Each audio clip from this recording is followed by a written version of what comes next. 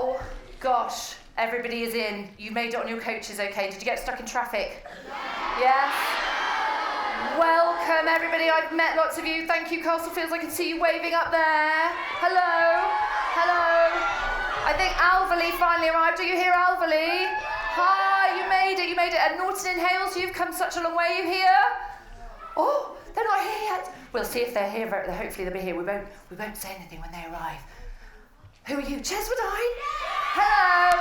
Hello. I think, did you get stuck in traffic or is it just a really long way to Cheswardine? Traffic. Okay, well, welcome everybody. Give me a big cheer. I can't believe we are here. There were 33 schools reading these books. Some of you are here. Give us a wave, everybody. You're all here. Lots of you are back in school. Let's say hi to everybody back in school. Hello, everybody back in school. Hello, and we've even got somebody in France watching us. Hello, France. Bonjour, bonjour, bonjour. Do you know, you guys up there, I was talking to all the tech guys and they said that Theatre Severn has got 8 floors. I didn't know that. Did you know that? It isn't the biggest or the tallest building in Shrewsbury. Do you know which one's got the most stories? The library. Thank you. Some people laugh down there. You know, we've all been reading all these amazing books. Can you see them there? We're going to find out who the winner of the Big Book Award 2024 is in a short while. Can't believe it. But, you know, I've read all these fiction books. We read loads. Some of you helped with long listing. We've been reading these books for a long time. So I had a bit of a break and I was reading some non-fiction. And I started reading a book all about mazes. And I got really lost in it. It was brilliant. Thank you. And then I also had one, I quite like science, so I had one about electricity. It was really shocking. Yeah. No, I'm getting a thumbs down. So then I gave up and I just found one on black holes. I'm really interested in those. It really drew me in. But enough of my non-fiction. Let's talk about our authors because it is time to invite the authors to the stage. Shall we have a little drum roll of your feet or your hands? Okay, first of all, I would like to invite to the stage Nigel Baines, author of A Tricky Kind of Magic. Give him a big cheer. And, Jess Butterworth, author of Lost on Gibbon Island. And Gill Lewis, author of Moonflight.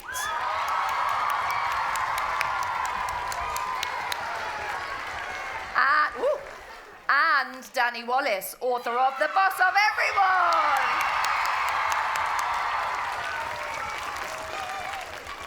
And Ann Juckes, author of The Night Animals. And last but no means least, Helen Rutter, author of Piano at the Station.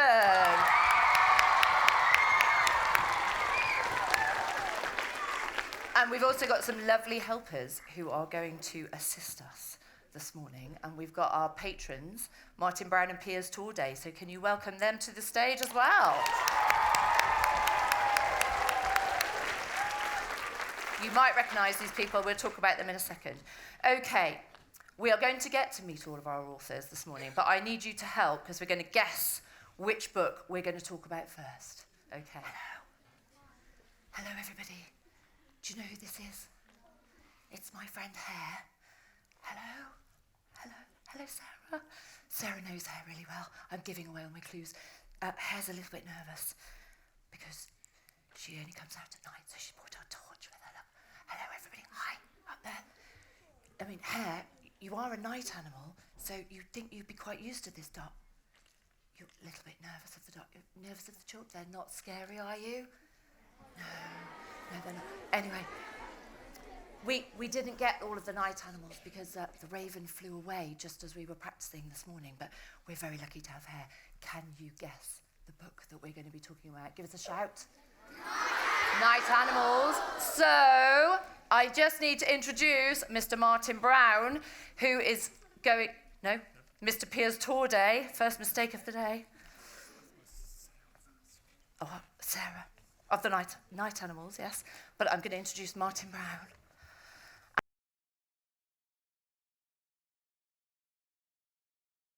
Martin Brown, would you like to come and take your seat? I don't know if you recognise our patron, Martin Brown, who has been a long supporter of Bookfest, has come and met children all over Shropshire, and has written and illustrated lots and lots and lots of books.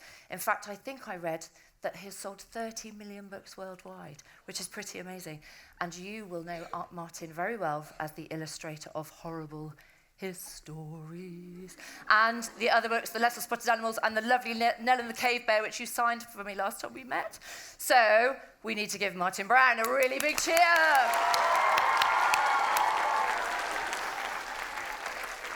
Okay, and the night animals, Sarah Ann Juckes. Samuel from Longner might be here. Are you Samuel from Longner? Said of your book, "I believe this is the best book I have ever read. It really has a moral and the animals to explain, and that makes the story priceless."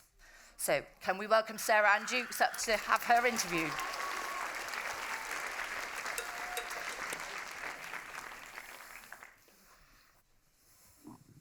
Hi. Welcome to the stage. I have got some questions here for you, which have been supplied by some of our wonderful audience. But I've just got to say right from the start, this is an absolutely stunning story about a girl's journey through thoughts and emotions and her mum's struggle with mental illness. And it has some extra characters in there as well. But a lot of people have asked about her circumstances. Grace and Evan and two whole schools, Oxon and Wilfred Owen School, I've asked, why PTSD? Really good question. Why PTSD? So I wrote this book just after the COVID pandemic. And during the pandemic, there were a lot of people working in the NHS. They were working really, really hard. And a lot of them started to get PTSD as a result of it. And that's because, you know, with PTSD, you normally see something particularly bad and it just hangs around you, a bit like being haunted. You know, you're being haunted by these bad memories and they're hanging around. So I was thinking, like, what would that look like for the children if their parents are going through this? So Nora's mum is a paramedic. I was like, what would that look like for the children, you know? And so I started doing a bit more research into it, and it was it's very widespread, actually, and I think we just need to be talking about it a lot more, because a lot of people seem to be going through it, and a lot of young children will be going through it as well with their parents, so yeah. Is that something you have personal experience about? We had a couple of questions about that. Or just parents being poorly, because it can be hidden. No, so I don't have personal experience with PTSD, but I am a carer myself. So I'm a carer for my partner. He's disabled. So I'm quite interested in being... Has anyone ever... Put your hand up if you've heard of being a young carer. Has anyone heard of that? Quite a few people. That's good. Yeah, so being a young carer, it's a bit like me. I'm a kind of old carer, I suppose. You're kind of looking after a relative. So a lot of young carers, there's usually like 5 in every classroom or something like that, or 1 in every classroom. So there's quite a lot of people have to look after their brothers and sisters or their parents if they're unwell or if they're going through something. So I've got a bit of experience with what caring looks like, I suppose. I wanted to put that in this book. It felt quite personal to me. Yeah, well, I think there's a lot of people out there who probably keep that to themselves a bit, maybe unwisely, but it's nice to see it reflected in the pages. Yeah, and that is one of the kind of key messages that Nora learns. It's like, don't keep this to yourself. It's quite a difficult thing to go through that Nora's going through, and one of the key messages was, you know, speak to someone, speak to your friends, speak to a grown-up, talk about your feelings. You know, it does, even if they can't change the whole situation, it just makes it so much better for you because you're getting that off your chest. Absolutely. There's so many people asked about that, but as you can imagine, even more people asked about the animals. Why ghost animals, and why a fox, a hare, a raven, and an otter? So this is going to sound really weird, but I was woken in the middle of the night by a fox that came. You know that weird kind of moment when you just wake up and you're not too sure if you're still dreaming? I was having that and I was like, there's a fox on my bed. there is a rainbow fox on my bed. And I was like, why? And I started thinking, oh, why? Let's have a think about why a fox would appear. So the fox was there from the beginning. And then the other animals, like I wanted to think about each one like relates to some kind of emotion that Nora is going through or tackling. So we have like a scared hare. And so I started thinking about what animals' personalities that we have in the UK and how they relate to those emotions that she's going through. So that's how I chose the animals. And why 4? Could there have been more or fewer? You know what? There were about 30 in the first draft. I had so many animals. They were like deer and all sorts of stuff everywhere. And then I have a great editor. So when you're an author, you work very closely with an editor.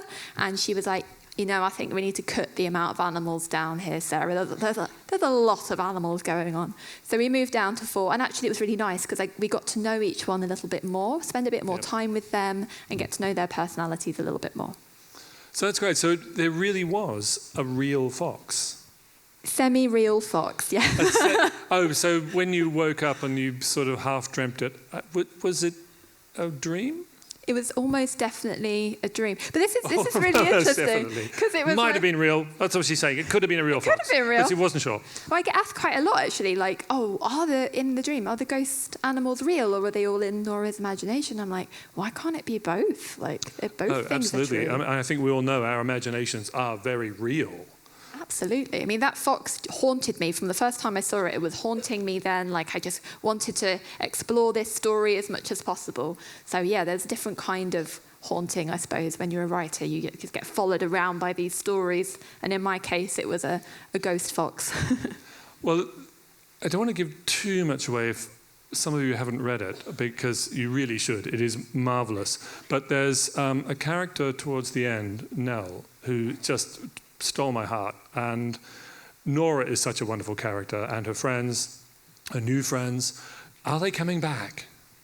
Oh, the sequel question. No, I only tend to write one book at a time, but I was always asked, like, is there going to be a sequel to this book? But I think we've kind of heard everything from Nora now. She's in a good place by the end. But I think if I was going to write something again, I'd probably write something about Kwame and his life and how to go forward. But yeah, probably. Oh, that'd be great. So at least Nora could be there kind of as his friend in his book. Exactly, yeah. Oh, okay. I think we've just invented a book, ladies and gentlemen. Hooray! You've seen it here first. Next book. Sarah, thank you so much. I wish you all the very best of luck today. And ladies and gentlemen, a huge round of applause for our wonderful first author today. Thank you so much. Thank you, Martin.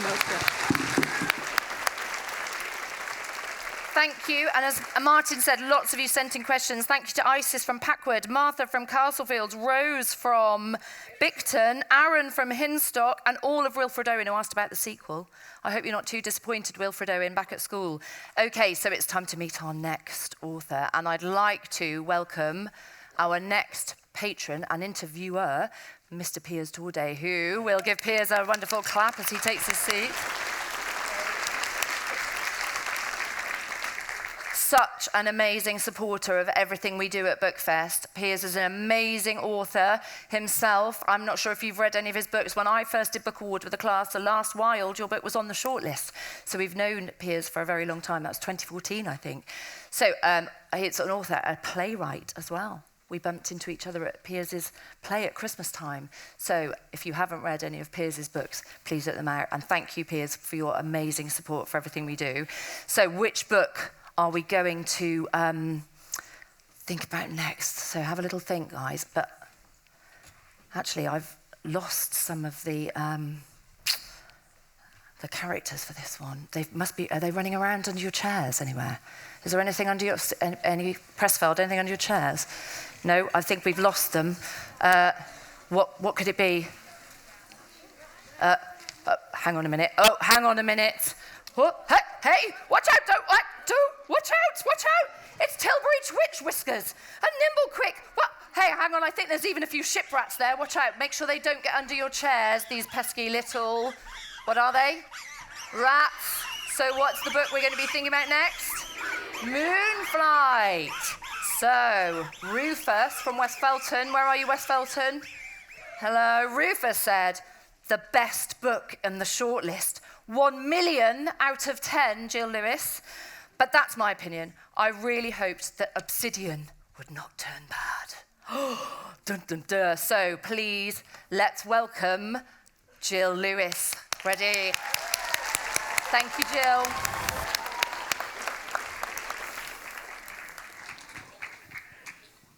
It's very good to be here back at the amazing Shropshire Bookfest with you all. I was about to introduce my friend, the amazing author Gill Lewis, who has in her life escaped from a herd of charging elephants, has survived a canoe hitting a rock in rapids. She's written some of the best books about animals that there are and that I've ever read, like Skyhawk and White Dolphin and Moon Bear. She's a former vet and lives with animals herself. But I can't ask any of those questions because who are you and what have you done with Gill Lewis? Well, I'm afraid Gill Lewis has disappeared, and I've come as one of my favourite characters in Moonflight, which is the shiprats, who are quite really nasty characters who would steal your socks off your feet and throw you in the sea. Okay, well, I'm going to keep my socks firmly on my feet for the next few minutes. Got some wonderful questions from you, Gill. I loved this book. It is just the most brilliant adventure. And I think Tilbury is a character that I'm sure many of you have taken to your hearts. I know I have. And yeah, just so gripping and so many twists and turns that kept us guessing right till the end. But look, we've just seen them scurry across the stage. You're dressed as one.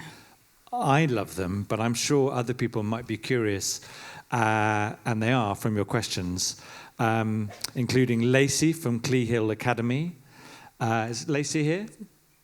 They're not here. They're No. Hello. And Sam Newton from Hinstock Primary School and Alicia Macon from Shrewsbury High School. They all wanted to know, as do I, what made you write about rats? Well, that is a very good question. I'm just going to see a little show of hands. Hands up here who likes rats. That's a good show of hands. Yes. How many people who don't particularly like rats? Oh, this is a bit... I think more people like rats. Well, the reason that I chose rats was I wanted to tell this story, which is actually a story about us humans, but I wanted to find an animal to tell the story. And actually, rats are bizarrely, I decided, like us, because rats have travelled and gone all across the world. They live in nearly every continent. I think even including Antarctica now, they managed to get across there, but they've been eliminated from there. They've got a really good sense of humour. Did you know rats can giggle? Hands up if you knew rats can giggle. They make these really high-pitched, higher than we can hear, and if you give them a little tickle, they go, like that. They are so cute. And when they're happy, the tips of their ears turn bright pink, so they sort of blush with happiness. So, and they're actually really they have really good social bonds. So within a group, if there's a family of rats, if one rat's in trouble, drowning, then they'll jump in and go and rescue that rat. So I felt they were very like us because they can be very nice and lovely, but they can also be pretty vicious as well. So I wanted to use them to tell our story. And what a story it is. And another question that quite a few of you wanted to know is because this story is not just about rats, the typical rats you see scurrying around behind bins and things, but this is rats with a whole world of their own, and kings, and prophecies, and cursed diamonds, and smugglers, and all sorts of wonderful things, and not just rats, tigers. So can you tell us a little bit about your inspiration for this the incredible world of Moonflight? Where did that come from? I think I remember the first time I thought about it was when it was in lockdown, and I was reading about gemstones. And I've heard about this gem called the Koh-i-Noor diamond, which is in the crown jewels, in the British crown jewels. And I found out that it said that this Koh-i-Noor diamond has got a curse, and that no male member of the royal family will ever wear it because they're frightened of this curse. And I thought, well, do people really think there are curses on diamonds today? Would King Charles not wear a diamond because there's a curse? And I found out that Queen Victoria basically stole this diamond from a Maharaja, 10-year-old Maharaja in India. And that was the curse. So she believed it was cursed, and she knew that there was this sort of curse of it being stolen and bloodshed with this diamond. And then I thought, well, and this Maharaja, he stole it from somebody else. And this history of this diamond went back and back and back through generations and different countries across the world. And I remember thinking, well, I wonder who really owns that diamond, the Koh-i-Noor. Who was the first person to actually find this diamond in the ground? And I sort of wanted the story to tell this, I wanted Tilbury to tell this story about this diamond and whose diamond did it really belong to. And in that journey, Tilbury finds out who he thinks the diamond really belongs to. And no spoilers for anyone who hasn't read it, but I can't believe there isn't. And speaking of Tilbury, who, again, as I said, a character I just absolutely adored, and I think I wasn't alone in that, because Alex from Packwood Horse School wanted to know, does Tilbury become an elder? And Rory from Packwood wanted to know, could you carry on Moonflight with Tilbury's children? Everyone wants to know, is there another story with Tilbury in the works? Oh, I would love there to be another story with Tilbury in the works. I think I wanted to have the elders as these older rats who'd rather lost touch with the younger rats and Rat Society who were making decisions that didn't affect them very well. So I don't think Tilbury would be in approval of having the elders, really. But I would love to write another story. And actually, the story I want to write is, in the story, there's Nimblequick, his sister, who's a real adventurer. And I felt there was a story to actually take the story with Nimblequick and find out where she goes on her flying machine and what happens to her. So look, we're nearly running out of time. Just a very, very quick question, which I'm curious too. This is from Brendan from Castlefields Primary School. Brendan wants to know, have you ever had a pet rat yourself? I haven't had a pet rat myself. Well, when I was a child, I desperately wanted a pet rat. And one day, when I was about 6 years old, my cat brought in this rat, which sort of got round the neck, and this poor little rat, its tongue was hanging out, going, like this. And I was so happy that I had a pet rat, and I put it in a sock in my sock drawer. I thought I was being a good vet to warm it up, to let it come round. And then I remember I forgot, like you do when you're a child, you forget you've put a rat in a sock drawer. And then I remember my mum went upstairs to put the clean socks back in the drawer, and this rat jumped out at her.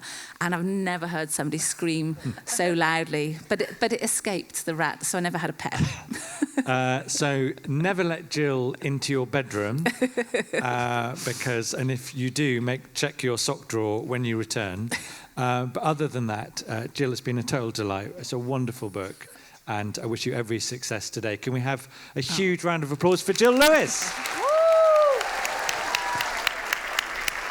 Thank you, Gill, and thank you, Piers. So, it is time to announce the first of our competition winners. And the first competition is the letter writing competition. It was a big challenge. Hang on a sec.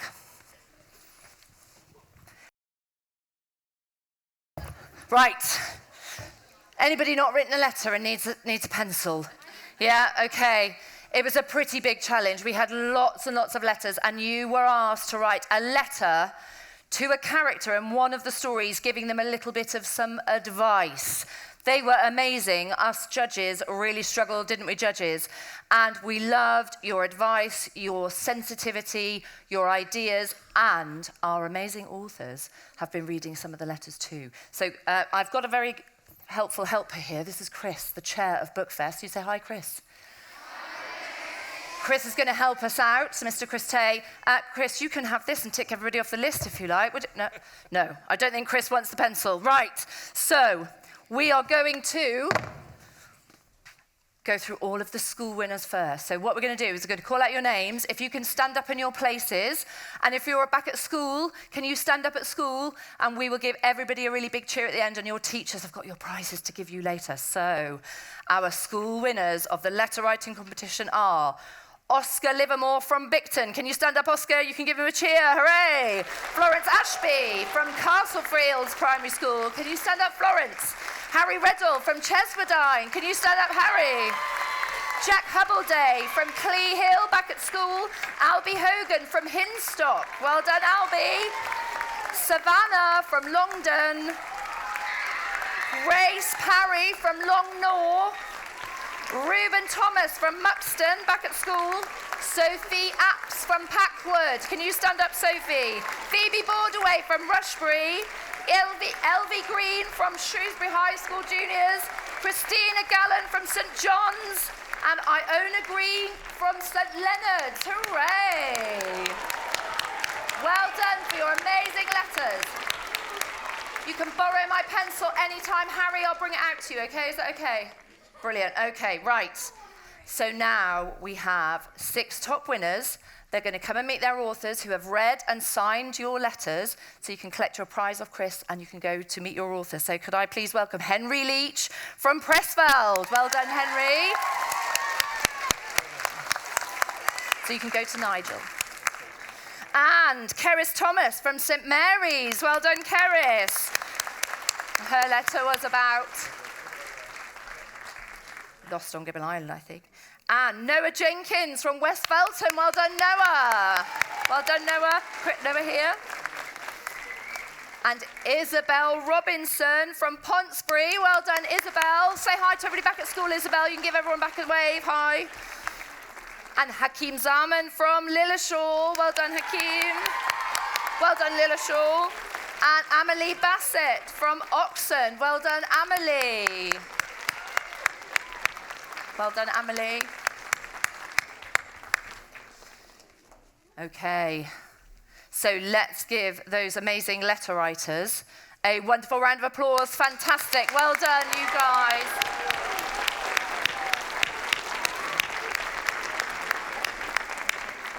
Well done to everybody who wrote a wonderful letter. Okay.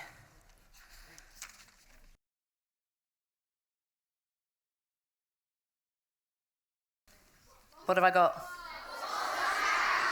Okay, everybody, I think you know what happens with the boss badge. You all have to do as you're told. 1, 2, 3.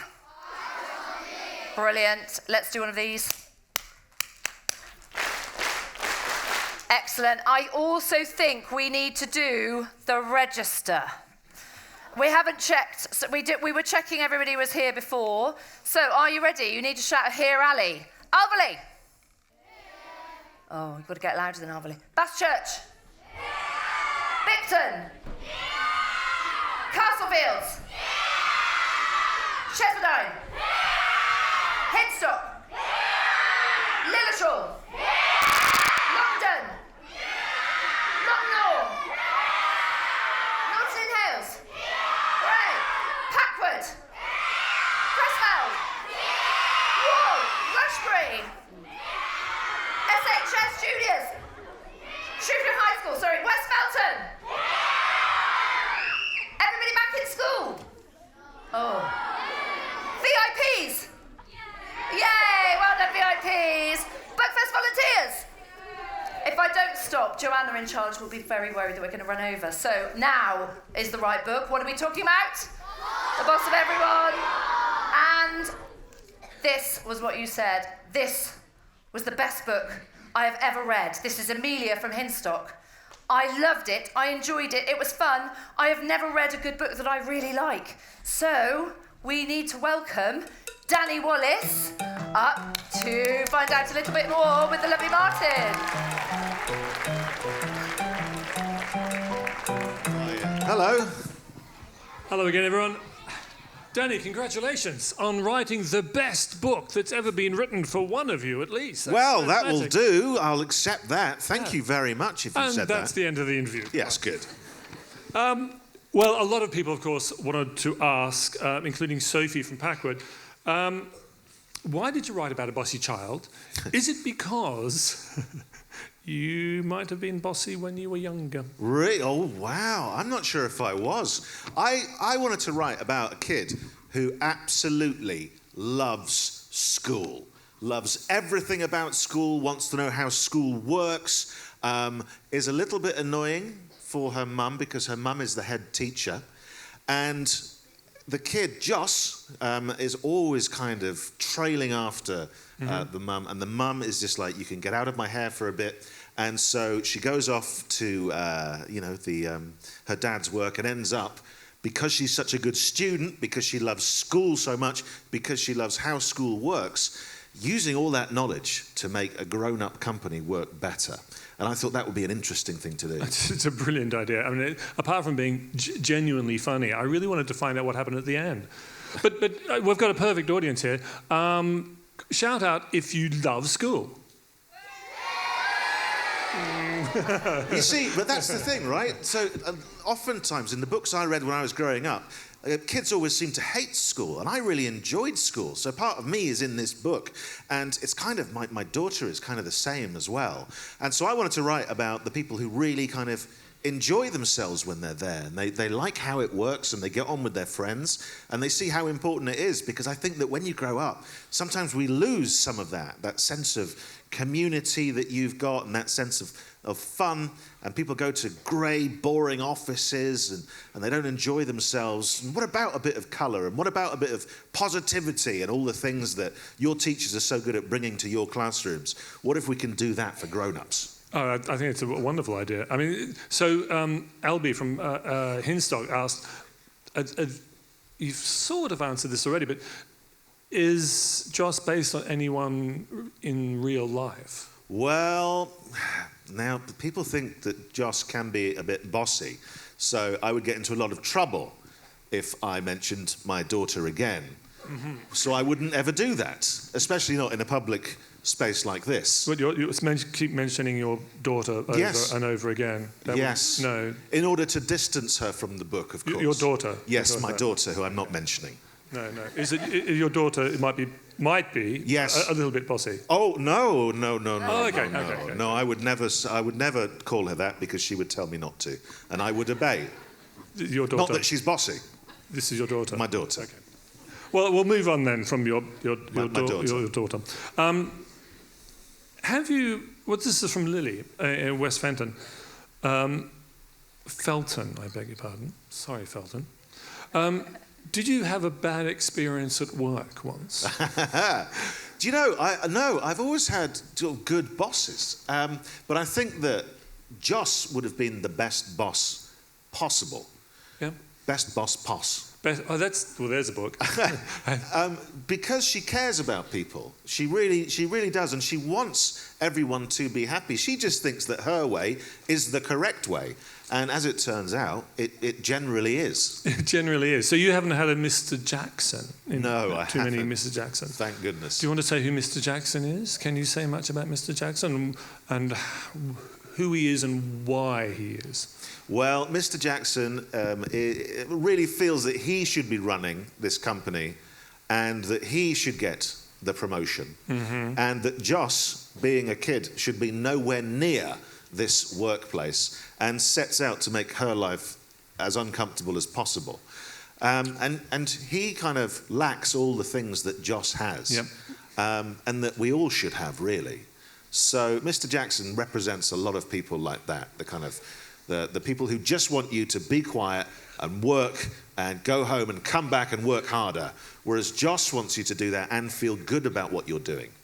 Well, I think most workplaces would be improved by having a ball pit, for example. Yeah, absolutely, a ball pit, maybe some nap time. Maybe all the grown-ups can run around in the car park, and eat their sandwiches outside and have fun. And do kind of some of the fun things that, like, you don't get real break time when you're a grown-up. No, I'm speaking from experience. Workplaces rarely have break time, and no office I've ever been to had a trampoline, which I think is a terrible thing. So Twin Pines wasn't based on a real place then? This is a company. It's kind of, Twin Pines is the school, and it's kind of based on, schools that I've visited and seen. And I've seen, teachers do amazing things, like the things that I can't do. That whole kind of, I don't want to try it. 1, 2, 3. You see, that was good, but it wasn't as good as when you did it, was it? I mean, I just don't have the authority. I'll try it one more time. 1, 2, 3. Wow. I seem to be very good now.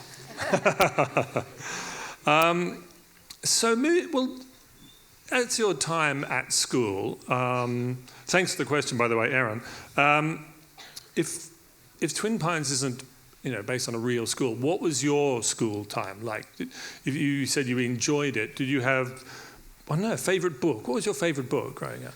My favourite book? Well, what I love about this festival and everything that it kind of represents is that idea of reading for pleasure. Yeah. And I think that there are books out there for everybody. And that sometimes if you pick up a book and it's not for you, you shouldn't feel guilty. You should just find one that is, because there will be one that kind of ignites that passion in you and those ideas, and you'll just be like, this is incredible, and you'll find more books like it, because there are more books like that. And if books aren't your thing yet, it's like, don't feel bad about that, because comics and some of the best literature out there is in comic form. And I include things like the Beano. Well, that's what I was getting to, really. When I was a kid, the Beano taught me how stories work. Just little short stories, funny, the characters, the worlds, and that got me into other things. So, yeah, comic books and comics, are there to be loved as well. I couldn't agree more. I don't think there's such a thing as a right book or a correct book. Yeah. All books are wonderful. Cartoon books, comic books, hard books, easy books, they're all wonderful. The Argos catalogue. The Argos catalogue. Any of it, it's all reading. So we are running out of time, unfortunately, but a question from Martin. That's me. Sorry. Is there a company you would like to be boss of, and why? Well, just imagine the fun you could have if you were the boss of, I don't know, a theme park. Oh, come on. And you could close it at any point and just say, the toilets aren't working, and just let all your friends in, and you wouldn't have to queue. And you could go to make your own burgers in that place, and go to the sweet shop and lick every sweet you wanted, and no one could stop you because you're the boss. So I would say that, I drove past Cadbury World on the way here. Maybe I'll do that one.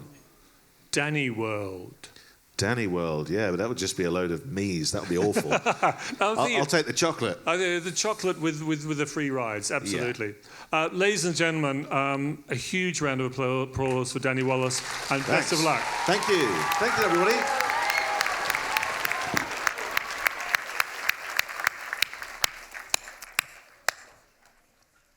Goldie, we made a mistake. You're going to have to wait there, because we already know about you. Because it is now time to meet the author of Lost on Gibbon Island, Jess Butterworth. And Piers Torday. Thanks to Piers.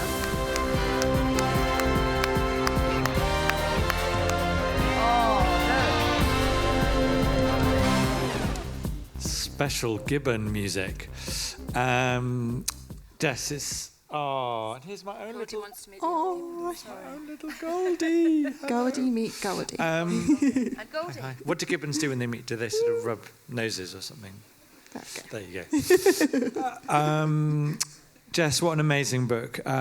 You did something very wicked, because, first of all, you made us fall in love with Lark, your incredibly resourceful heroes trapped on this island. And then you made us fall in love with Goldie, this amazing gibbon. I've never loved a gibbon so much. And then you put them in the most incredible danger. And I know no spoilers, but there were moments where this book nearly broke my heart. But I think what's particularly amazing about this book, as many of you know, is you were actually trapped on an island yourself, like Lark and Goldie. And that does, a lot of the children have questions about that. Harry T. from Castlefields and Harriet Williams from Hinstock, Elias from Pontisbury, Sienna from Clee Hill, Sam from West Felton. They all wanted to know, really, what was it like for real being stuck on an island? Can you tell us? Yes. So it wasn't quite as dramatic as the things that Lark has to go through. But I was travelling in Cambodia, and I was advised to go see this amazing island. So I got on a fishing boat, which was the only way to get there. And when I arrived, I stayed in a wooden hut, and there were some people that lived there, but there wasn't any electricity, and I didn't have a phone or anything. And I was only supposed to be there for 3 days. But on the 4th day, there was a huge storm, and I saw a water spout out in the sea. and the water was just too rough for the boats to come and get me. So I thought, that's fine, it will be an adventure, and they'll come tomorrow.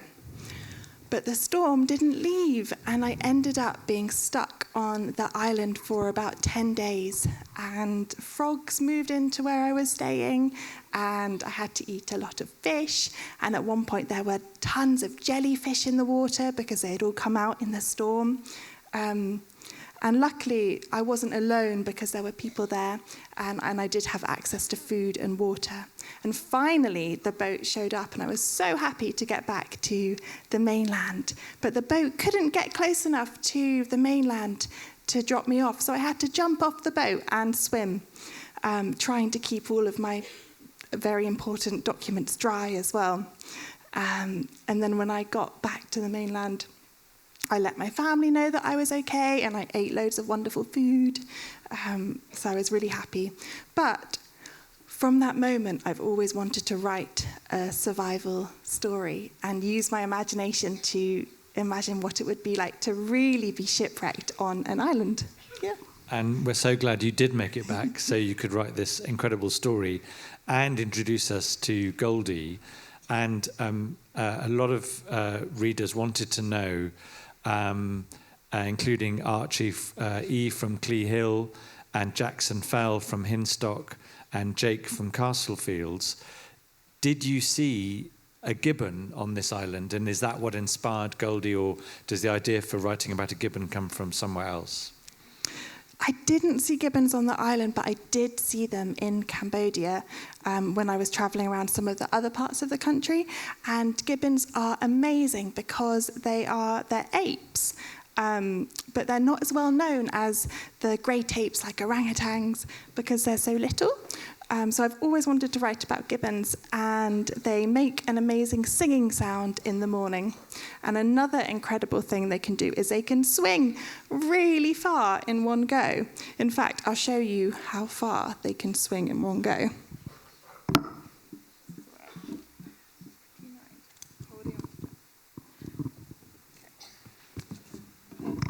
So gibbons are quite small, and this is how far they can swing in one go, mainly longer as well. So I loved finding out all these amazing things about gibbons while I was researching the story. That is incredible, and I think neither of us are going to attempt a demonstration of top gibbon swinging.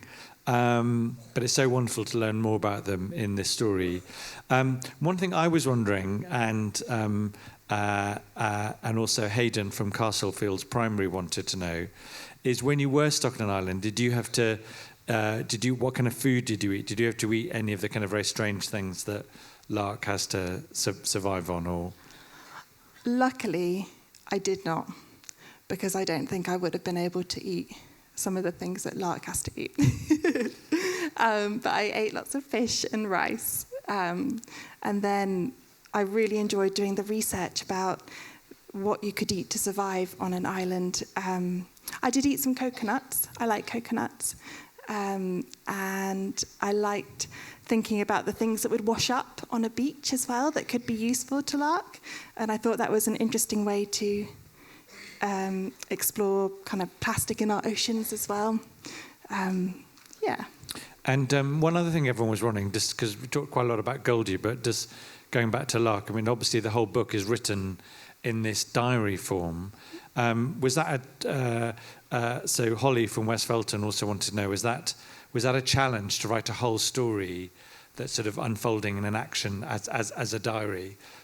How did you find that? I really enjoyed it, actually. I think it put me inside Lark's head, and I had to really think about what each of her days would be like and how she would survive and how she would get through to the end of the day, not knowing if she would make it off the island and if Goldie would survive. So I found it quite a useful tool to write about the survival aspect. And just before we go, I'm just going to close little baby Gibbon's ears in case it's not her. But Ethan from Hinstock wanted to know, what is in fact your favourite animal of all time? What is your favourite animal of all time? Oh, that's a really tricky question. That's a good question. I mean, I think at the minute it is gibbons. It does change with the books that I write. So at one point it was red pandas, but I love gibbons at the minute. We all love gibbons. Can we finish with a big gibbon roar of approval for Jess Butterworth?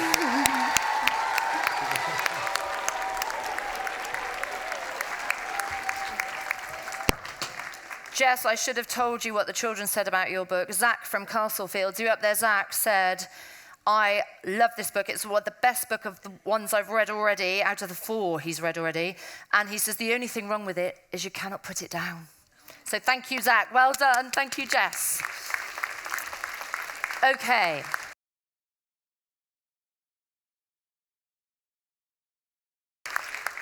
We have a little bit of a serious moment in our award ceremony today because we're going to talk about our leading in reading schools. 7 schools are already leading in reading ambassadors, which means that they are really going above and beyond. The fact that you guys are here today means that your teachers and your head teachers and all your TAs really love reading and they want you to love reading too. I think you do love reading, you lot, don't you?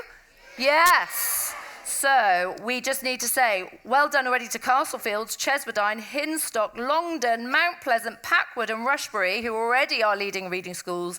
And we may be presenting a new one today, but Piers is just going to say a couple of words about leading in reading and why reading is so important to us and help us with our award. So if you just could come and help us, Piers. Thanks very much, Ali. So we're running a little bit short on time, so I'm going to say a very few words about leading and reading. And that is really just the observation that despite what I'm reading these words off, the amazing thing is you will never hold a more impressive piece of human technology in your hand than the book. It was invented over 2,500 years ago, and here we are today, still writing them, still reading them, still sharing them, and still celebrating them. In another 2,500 years' time, I guarantee you, no one will even know what an iPhone was. But we will still be reading books, and we'll still be celebrating them here, I hope, in this amazing theatre for Shrewsbury Bookfest.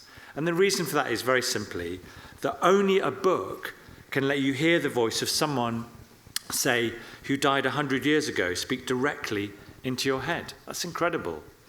Only books let you escape your mind and inhabit someone else's, be they a swashbuckling rat or a girl learning to play the piano for the first time. Books are powerful, which is why they are still the first thing to be banned by those who fear their power. Not phones, books.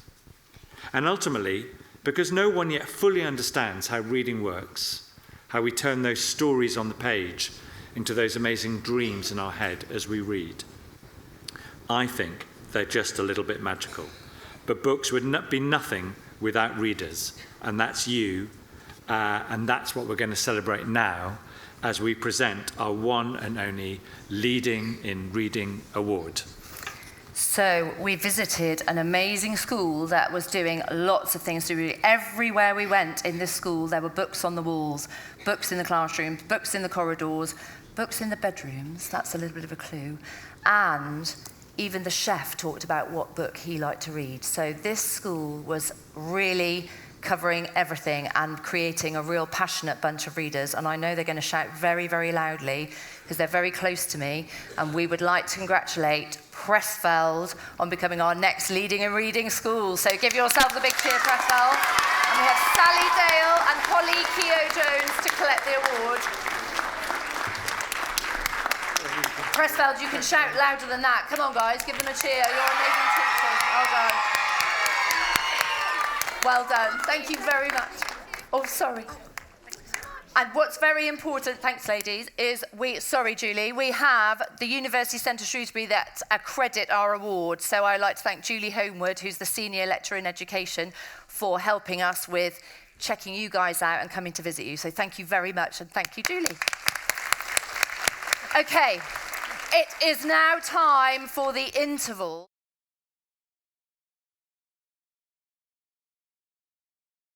And if you entered the art competition, your entries if you are a winner, are going to be scrolling on the screen. So while you're having your snacks and your drinks, have a look to see if your art entry comes up on the screen.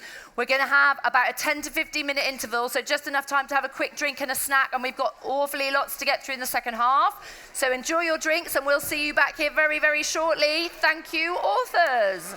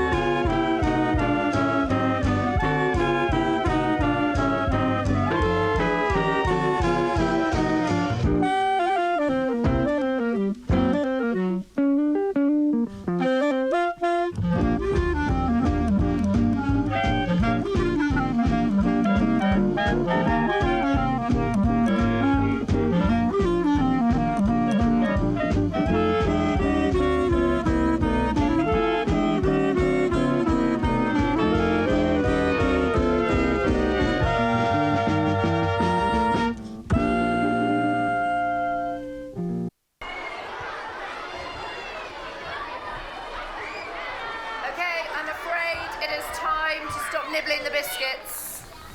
Did Goldie come and... Oh, got the music again. Dance with me.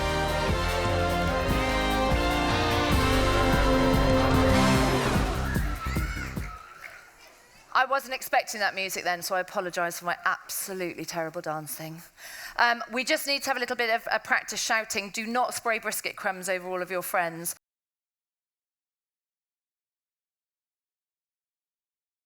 But just tell me which book you think is going to win.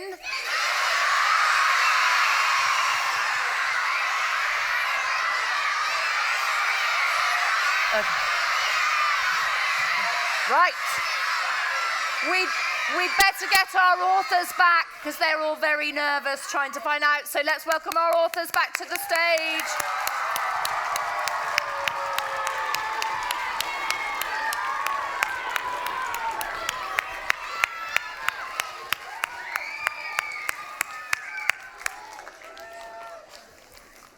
You should have seen them back there in the interval. They're getting very nervous. Are you okay, authors? We're getting nearer to the announcement. Okay, we have another competition. Did you see your amazing entries? Yes, they are absolutely fantastic.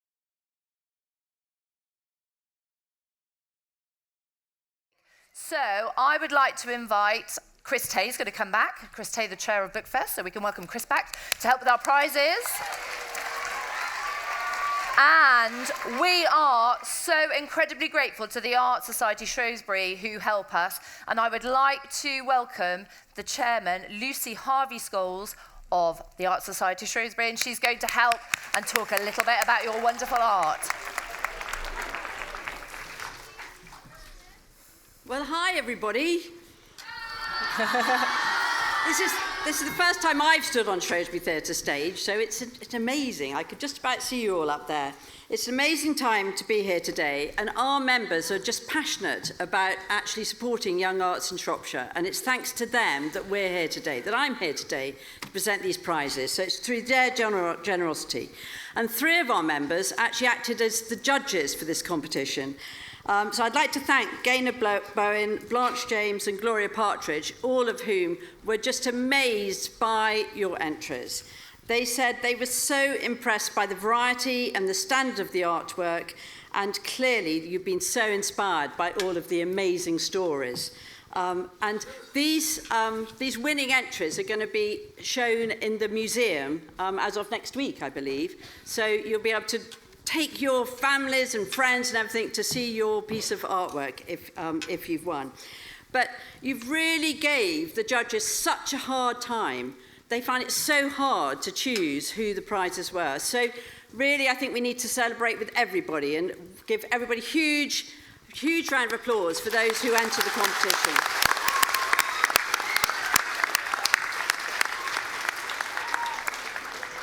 Now I'll hand back to Ali, who will tell us all of this exciting. Okay, so we saw your amazing entries all the way through the interval. So once again, if you are a school winner, either here at Theatre Severn or back in school, we'd love you to stand up in your places, and we're going to give you all a very big cheer, and then we'll get on to some of our top prizes. So can we get James Painter from Alverley to stand up? Well done, James.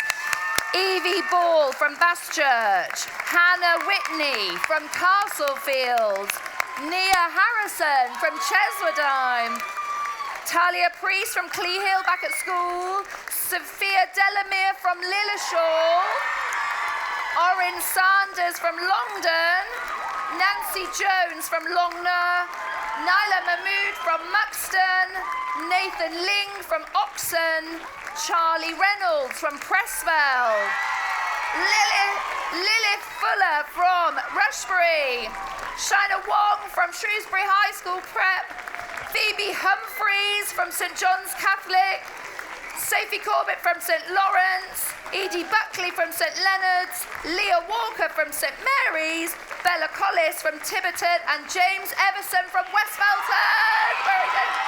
Give them all a great big cheer. Woo! Okay. And now we get on to our top prizes for the art competition. So we have a 4th prize winner, and that is Felix Exum from Packwood. Well done, Felix. Here is an amazing picture from Moonflight. Felix, your teacher's got your prize as well, okay? Well done. And we need to go to 3rd prize, and that is Ashanti Tomiak Michael from Bicton. Well done, Ashanti. And her amazing picture of Moonflight. And we have a 2nd prize, Molly Koska from Pontesbury. Well done, hello back at school, Pontesbury. And her painting of the piano at the station. Well done, Molly. Can we do a drum roll on our knees? Ready for 1st prize. And the winner is Connie Ashley from Hinstock. Well done, Connie, and her amazing picture Right. Well done, Connie. Your teachers have got another prize for you in your bags. They were just very big. Okay, so well done to the art prizes. Okay, thank you very much to Lucy Harvey Scholes and the Art Society and all those judges. I think they're up there. Thank you very much, judges. Okay.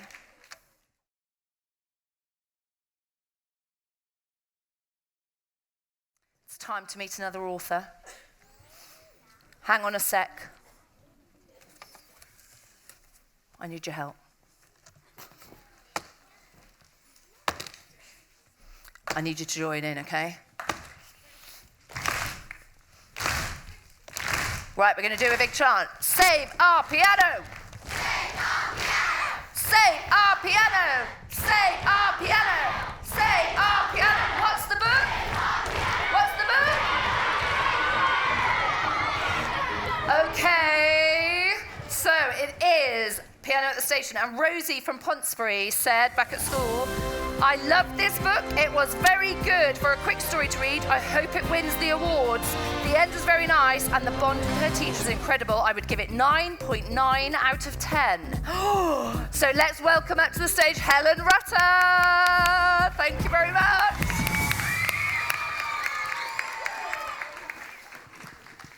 Hello, Helen. Hello, you lovely lot. Are you having a good day? Yeah, it's great, isn't it? So am I. This book, my goodness.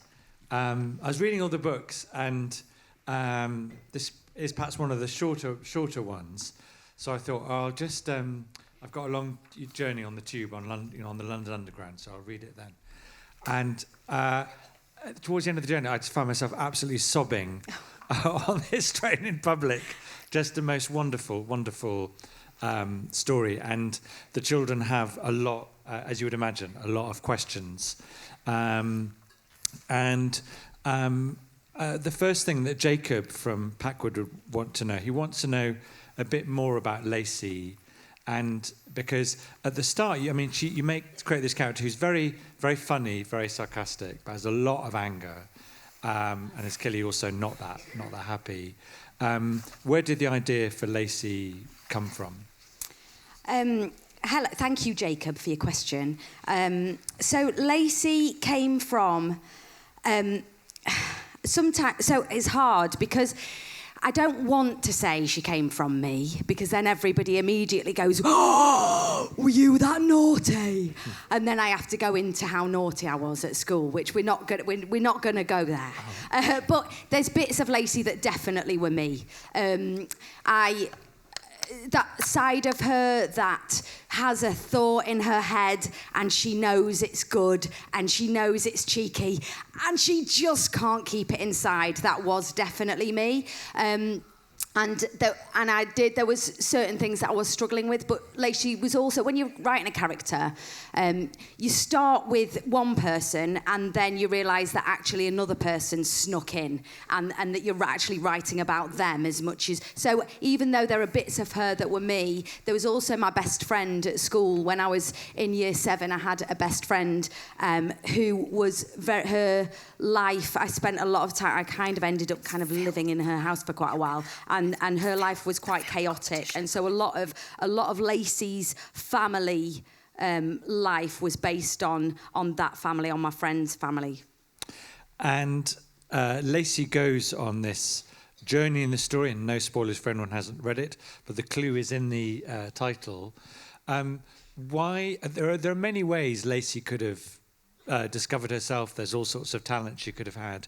Why did you choose, and this is a question that quite a few children want to know, including Hunter from Hinstock and Chase from Hinstock and Oxon Primary School and Owen from West Felton, all wanted to know, why did you choose a piano as a thing that becomes Lacey's outlet?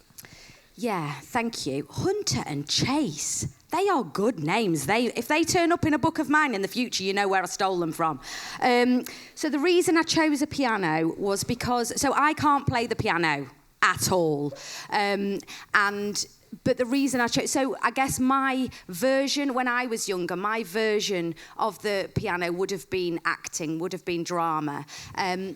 But the reason I chose the piano was because, so my son plays the piano really beautifully, and when he was really little, and he's very small for his age as well, so he was even smaller, he played one of the pianos in St Pancras station, and he ended up having a crowd around him, filming him, and I was just like bawling my eyes out, like, oh, my baby's on the piano, and it was really lovely. And those, have you seen, put your hands up if you've seen one of those pianos in a train station. Keep your hands up if you think they're magical, amazing things and they mesmerised you and you wanted to see. Yeah. I mean, if anybody...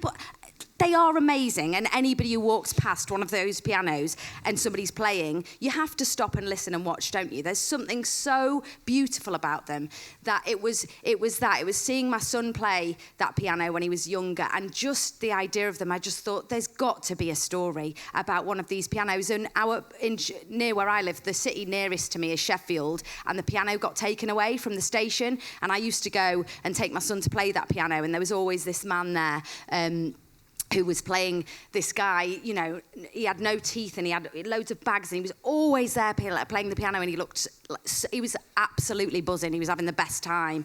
And then that piano went, and I kind of thought, well, where's he now? I wonder where he's, if he can play the piano still, if he's found another piano. And so that's where the idea came from. Fantastic.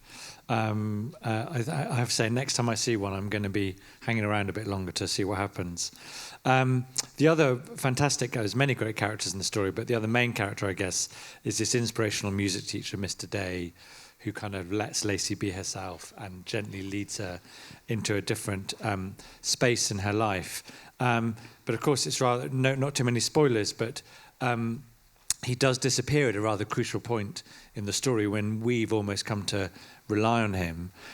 So Oxon Primary School wanted to know, why did you decide to show Mr. Day the door at that point in the story? It's hard, isn't it? Because it's when you...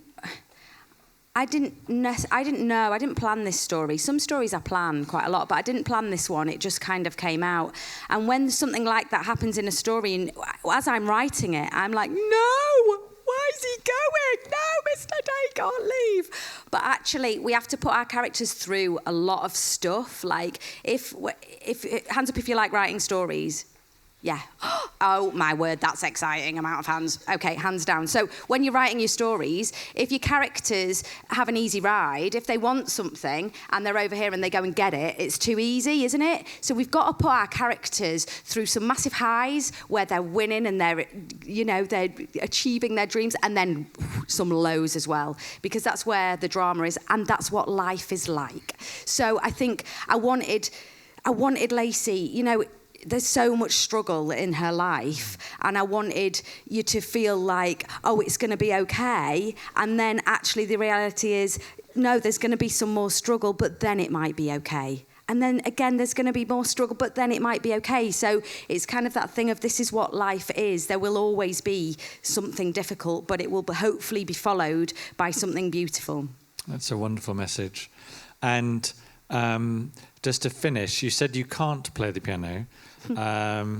But if you were inspired by Lacey, who obviously plays her own incredible compositions, is there one thing that you would love to be? Is there one tune or song that you would love to be able to play on the piano? So there's a section in the story where she first meets Mr. Day, and he tells her to just try playing the black notes.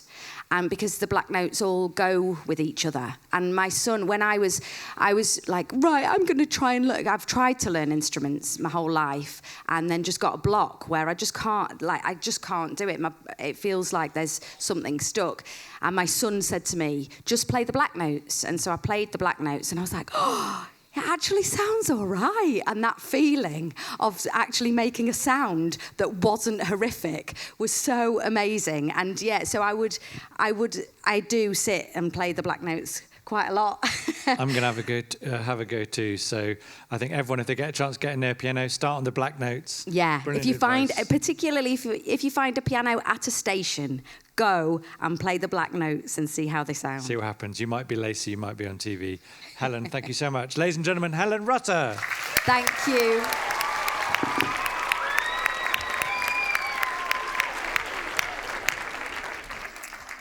okay, we've only got one book left, and I think you'll be able to guess, but Martin, can I borrow you? You can come and get ready for your interview, but I think lots of you might have been learning magic tricks. Is anybody good at magic? No, yes, some hands up over there. So, Martin, if you can have a little sit down if you like, or stand up if you like.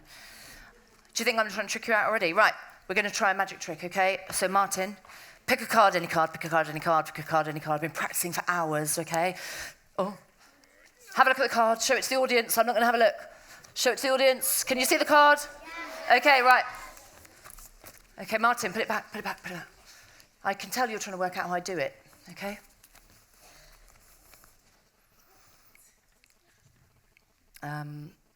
Right, okay. I've got it.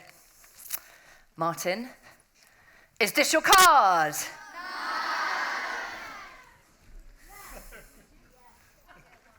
Thanks for being... Sorry, Martin, thanks. Thanks very much. Thanks very much. Okay. Well, thanks for that anyway. Oh. Hey, Martin.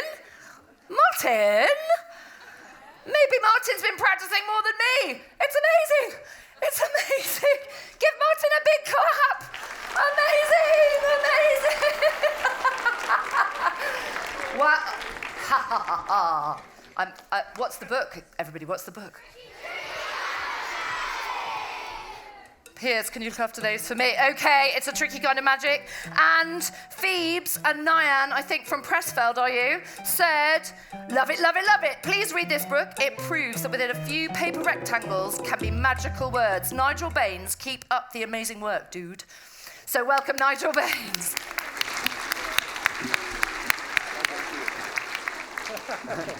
Hello, Shropshire. Is everybody awake? Anybody asleep? Yeah. Anybody not sure if they're awake or asleep? Yeah.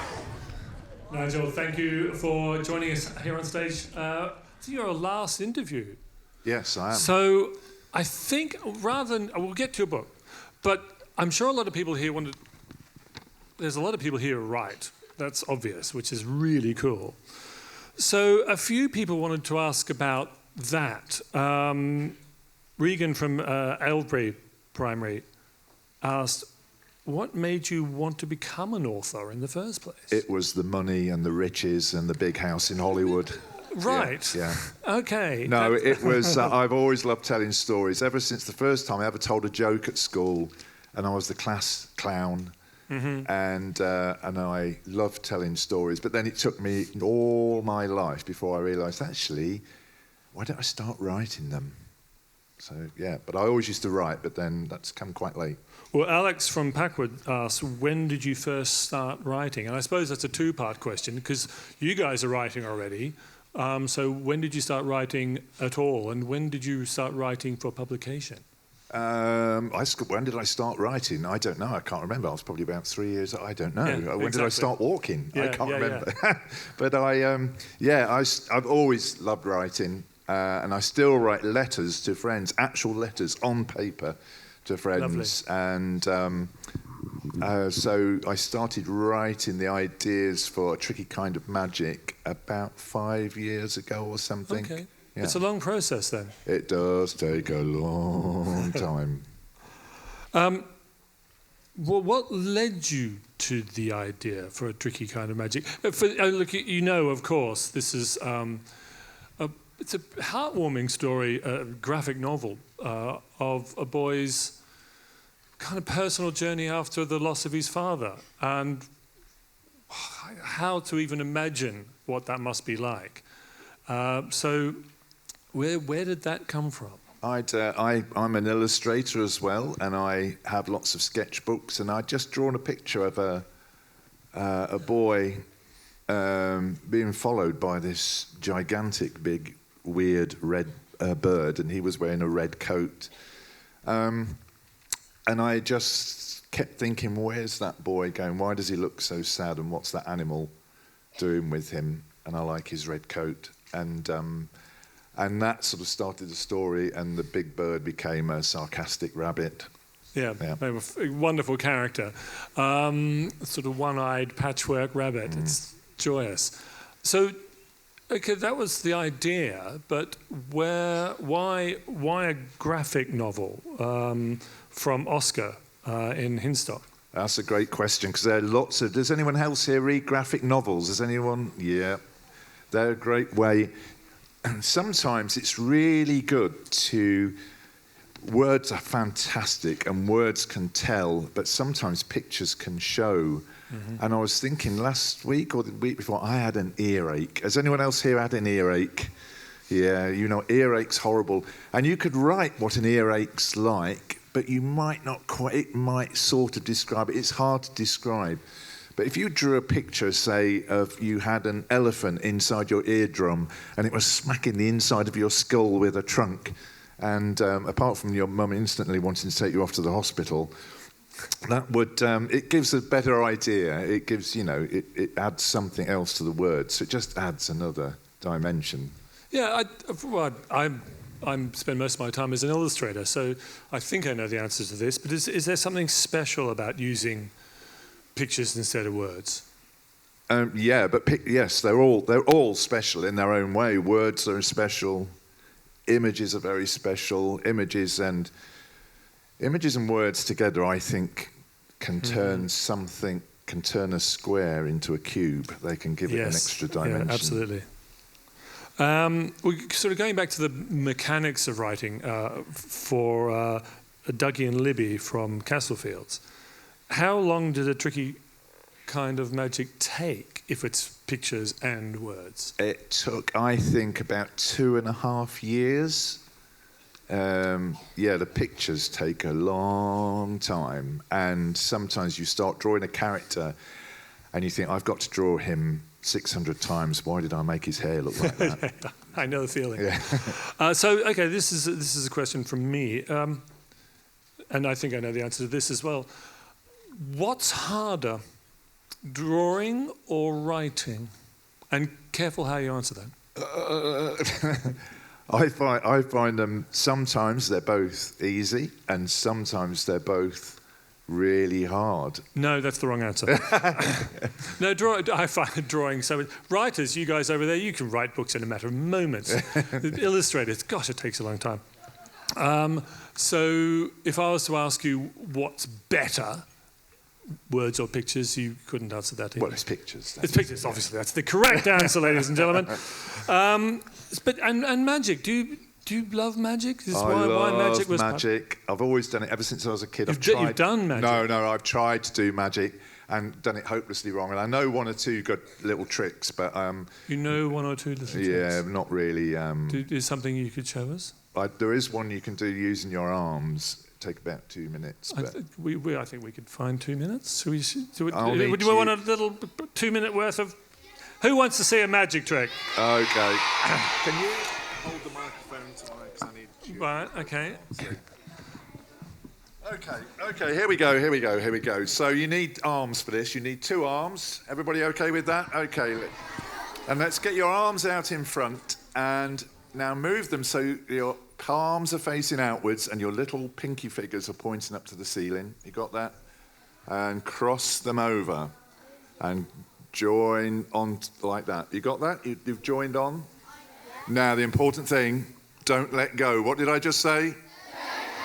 Don't let go. That's very important. So the first thing to do is give your little fingers a wiggle. Can you do that? Give your little fingers a wiggle. It's quite hard, but we're going to step it up one more now. Your thumbs, give your thumbs a wiggle. You got that? Okay, and now this is the tricky one. The fingers next to your little finger, give those a wiggle. Let's see. Yep, you've got it, that's right. Okay, and don't let go. And now, are you ready? Do this.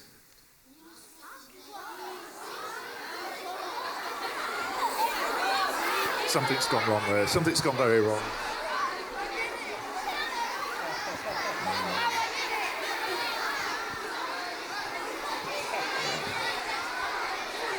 Thank you very much. There we are, some actual magic. Nigel, have a quick seat.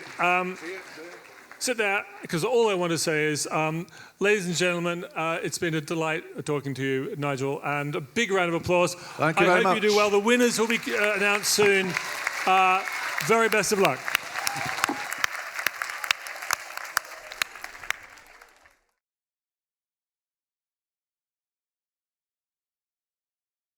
Martin, I think you're going to stay with us as your experience with TV and film, because it is time for the film trailer competition.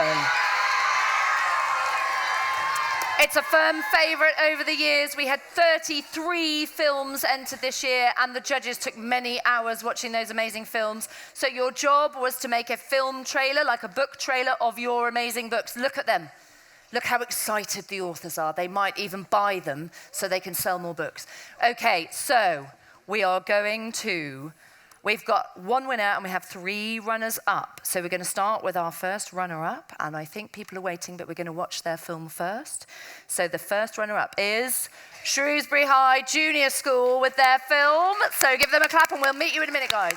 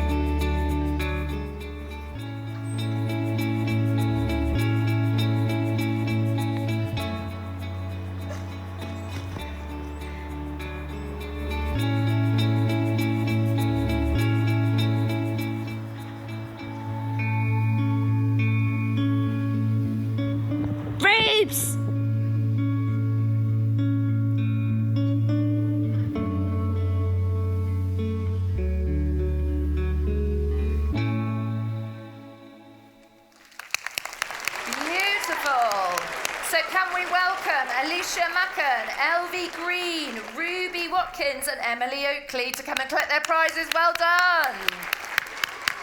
Where are you, Shrewsbury High? Give them a shout. Woo!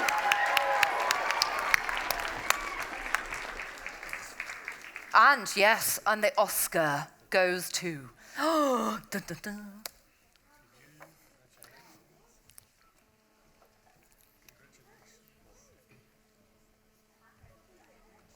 We hope you've got the right certificate for the right person. You can swap them around if we've got them wrong. Well done. Okay. So we are ready for our next runner-up. And we have Bass Church Primary with their film for Piano at the Station.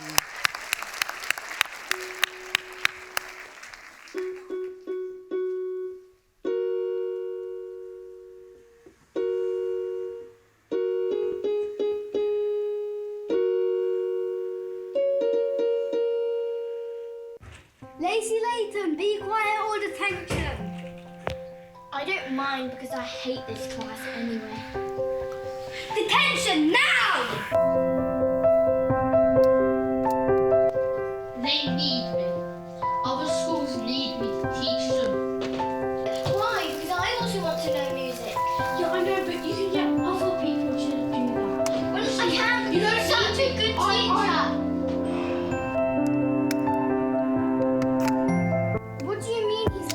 I don't want him to leave. I just started to like the piano. It's not fair on me.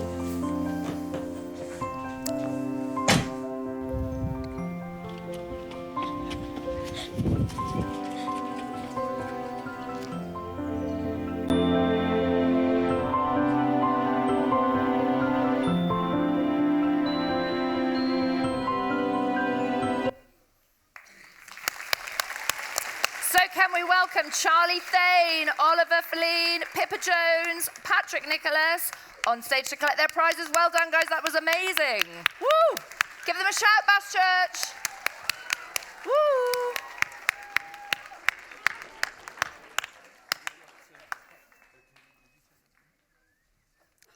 Oh, poor old Patrick. Hello, Patrick. Yeah. Well done, guys. Okay, and we have our final runner-up. And with their film on A Tricky Kind of Magic, it is Rushbury Primary School. Woo woo!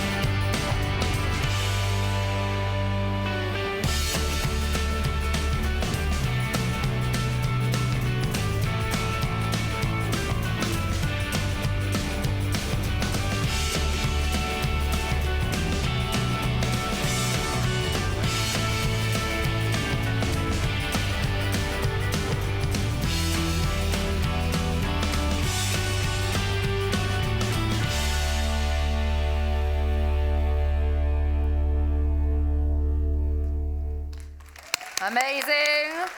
So please let's welcome Noah Ashley, Phoebe Bordaway, Sadie Bordaway, George Perry, Noah Perriton and Seb Whale. Congratulations. Give them a shout, Rushbury. Woo, woo. And the Oscar there, well done.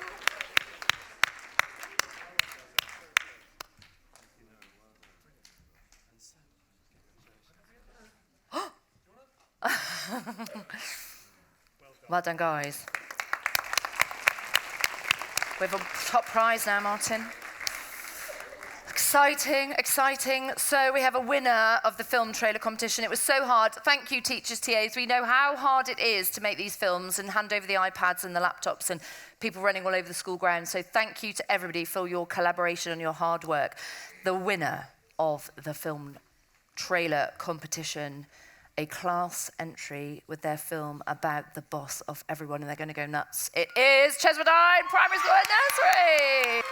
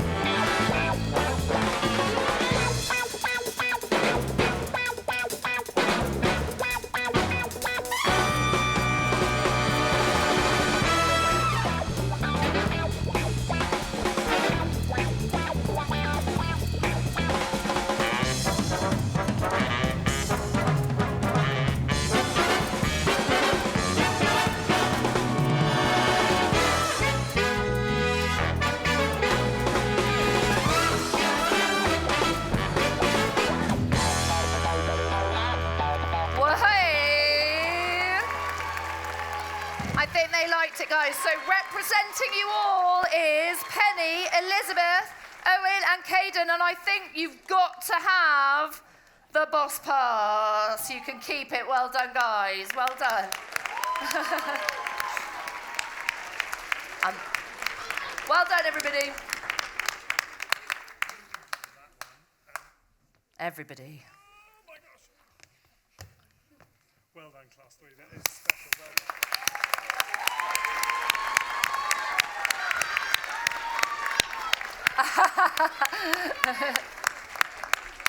Danny's already bought the rights for the film. Well done. Okay.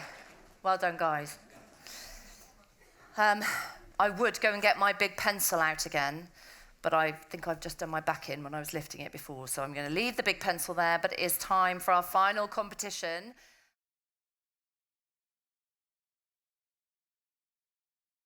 And it is the poetry competition.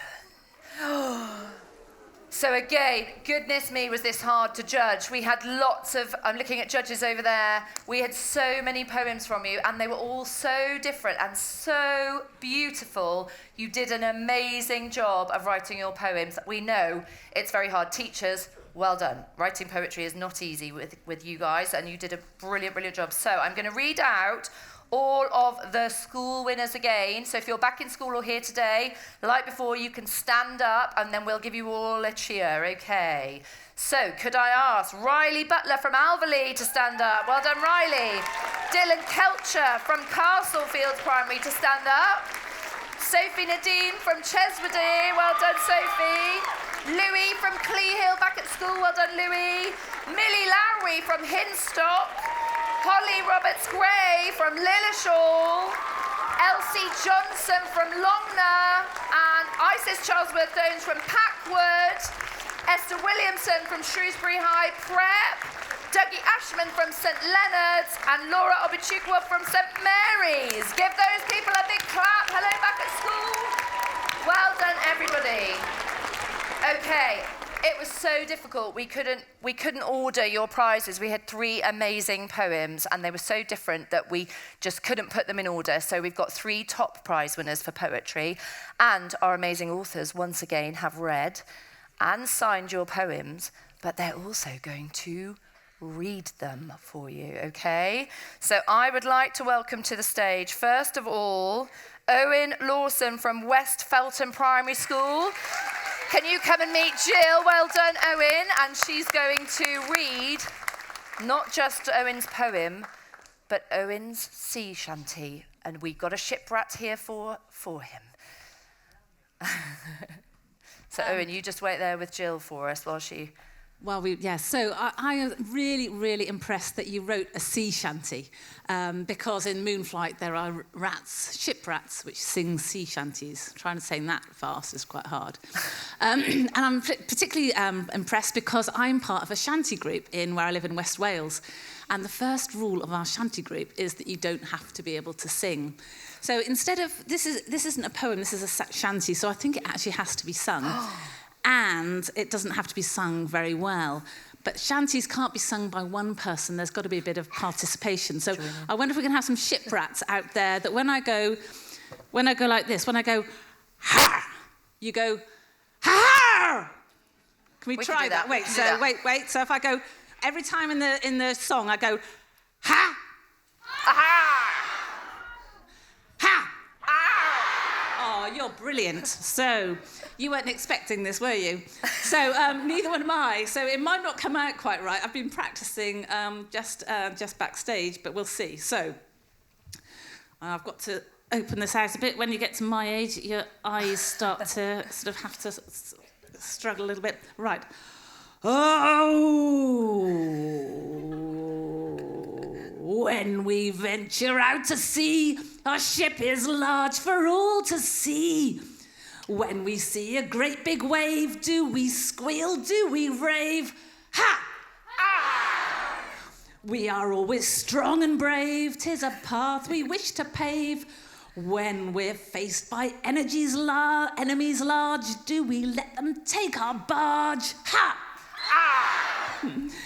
When you see our ship on sea, you'd better beware.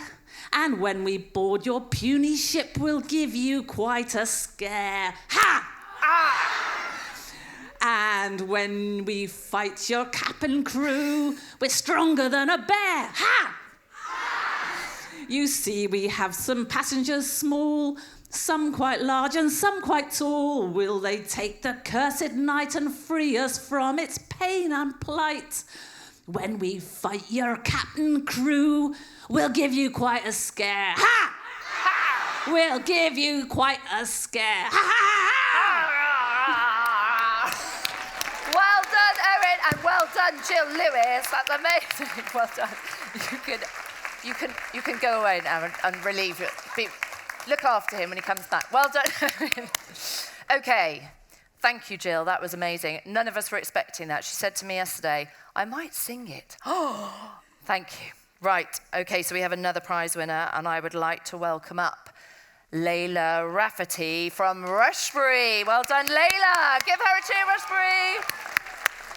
And she is coming to meet Sarah.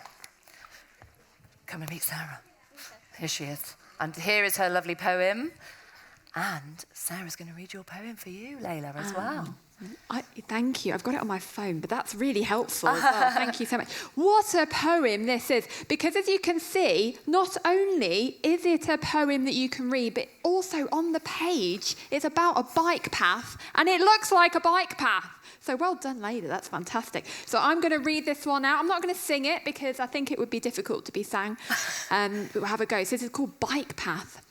Path narrow, jutting out tide, fox, faster, faster, legs pumping, pedals fast, throwing left, right, bend, dust, tires, fox, turn, breath close, fox, rainbow flickering, silent, shining through, body feel brave, alive, close, eyes, moment, fox running, stopped, right, middle, path, looking, wobble, catch handlebars, brake, jolting, rolling, dirt. Huge round of applause. That is an amazing poem. Well done, Layla. Thank you, Sarah. That was wonderful. Okay, one poem left. And I would like to... Oh, I can't welcome Nuala. She's in France. Hello, Nuala. But her friend May is coming to collect her prize. So this is Nuala's prize. Thank you, May, for her poem about piano at the station. So can you come and meet Helen for us as well? May? Oh.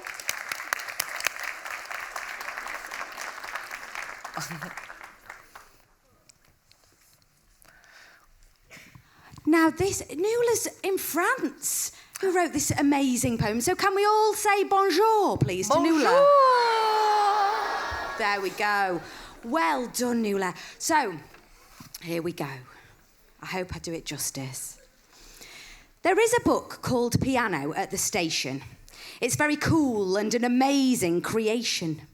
It's about this girl who finds it hard to stay calm, especially when this sassy girl comes along with her fancy lip balm. She talks back to her teacher, and everyone looks at her like she's some sort of creature. But no one realises she's going through a hard time. Inside, she's a sweet lemon. Outside, a sour lime. She tries to find her way outside isolation. Oh, by the way, her name is Lacey Layton. Cool name, right? But she likes to stay out of sight from this girl called Alyssa. Lacey always tries to miss her in the halls, on the other side of walls, on class calls, or whenever she falls. But no matter how hard she tries, Alyssa and her friends follow her around like annoying flies. But one day, she found this incredible thing. It makes a sound like a ping, ping, ping. It was a piano and an awesome teacher. He was the only one that didn't sound like a screecher. He would talk to you calmingly and smile at you charmingly. She had such fun playing the piano. She was really good at it. And, oh, how could I forget to mention the name of this incredibly talented teacher who came? His name is Mr. Day. Mr. D-A, don't forget the Y. Why shouldn't I? Because then you wouldn't spell it. I'm going to spell it to the whole school so everyone knows that he's super cool. I'm now going to finish this poem about this book, and I hope you decide to look at this super cool book. Goodbye for now. That's all I have to say. And I hope you have a great day. Woo! Thank you, Nuala. Well done. Thank you, May, for coming to collect it. And thank you, Helen, for a brilliant reading. Oh.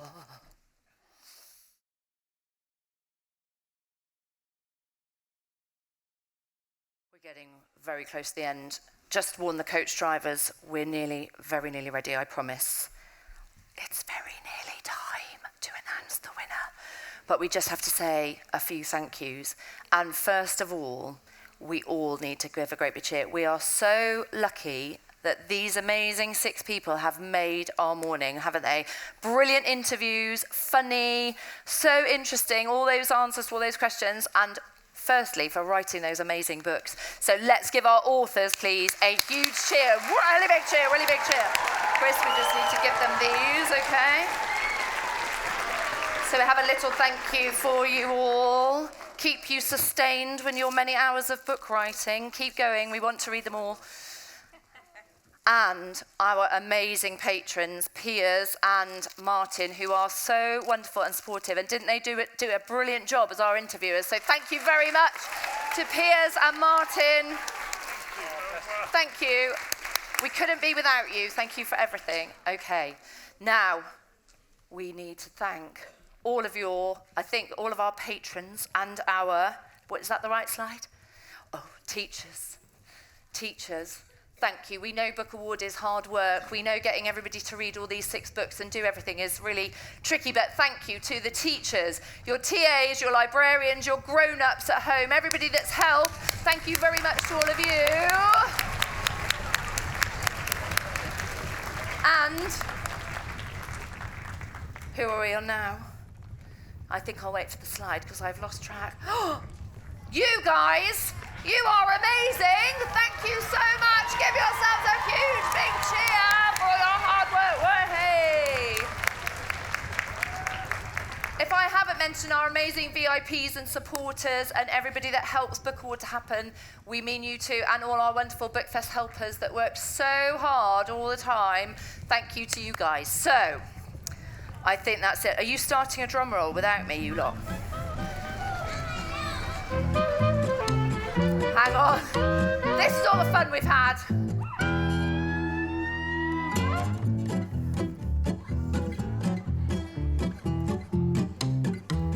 Oh. Oh. That looks uncomfortable. Oh, another one.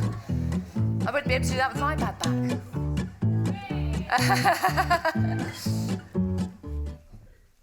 So that was you doing your extreme reading. Well done, extreme readers. Thank you for all your amazing pictures. This looks like it could be it. Right, we can start the drum roll. Okay, loud, loud, loud, loud, loud, loud, loud. A little bit quieter, a little bit quieter, a little bit quieter. Okay, tell me who's going to win, guys.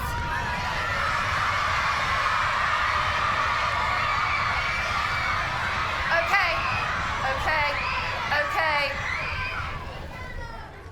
I have no idea what is in. I'm actually shaking. Are you okay down here? Are you all right at the top? I'm quite nervous. So which book is going to win?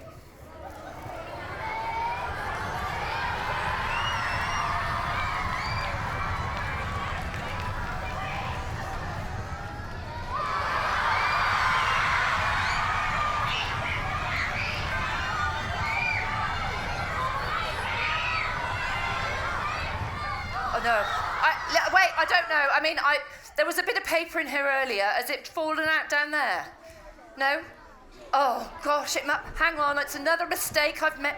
It must be some... Hang on. I'm just having a look in case it fell out on this side. Pressfeld, is it under your chairs? Oh, wait, hang on. I've got something. Wait.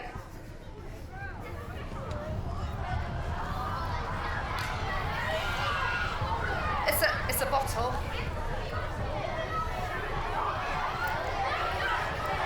There's a message in a bottle. Oh. Help me! I'm lost on Gibbon Island!